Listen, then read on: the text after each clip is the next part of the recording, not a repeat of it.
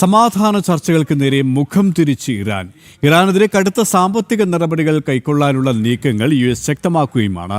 അതേസമയം ഹോർമോസ് അടക്കുമെന്ന് ഇറാനും ശക്തമായ സൈനിക നടപടി ഇറാൻ തുറമുഖങ്ങൾക്കെതിരെ തുടരുമെന്ന് US സെൻട്രൽ കമാൻഡും അറിയിക്കുന്നു.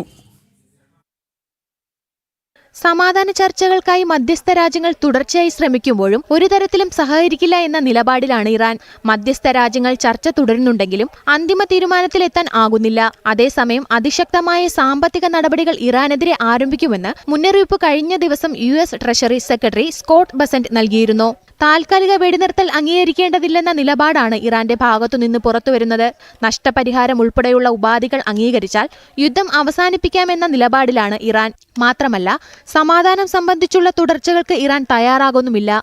സംഘർഷം രൂക്ഷമാക്കി ഹോർമുസ് അടച്ചിടുമെന്ന് ഇറാൻ നേരത്തെ തന്നെ വ്യക്തമാക്കിയിരുന്നു. ഒമാനുമായി ധാരണ ഉണ്ടാക്കി ഭാഗികമായി ഹോർമുസ് തുറന്നാൽ തന്നെ ഇസ്രായേലിന്റെയും അമേരിക്കയുടെയും കപ്പലുകൾ കടത്തിവിടുന്നത് തടയാനുള്ള നീക്കങ്ങളും ഇറാൻ നടത്തുന്നുണ്ട്. അതേസമയം ഇറാൻ തുറമുഖങ്ങൾക്കെതിരായ ഉപരോധം ശക്തമാക്കിയിരിക്കുകയാണ് US സെൻട്രൽ കമാൻഡ്. 62ഓളം കപ്പലുകൾ ഇറാൻ തുറമുഖങ്ങളിലേക്ക് പ്രവേശിക്കുന്നത് US തടഞ്ഞു. ഉപരോധം ശക്തമാക്കുമെന്ന തീരുമാനത്തിൽ വിട്ടുവീഴ്ചയില്ലെന്ന് US അറിയിച്ചിരുന്നു. ന്യൂസ് ഡെസ്ക് ജനം.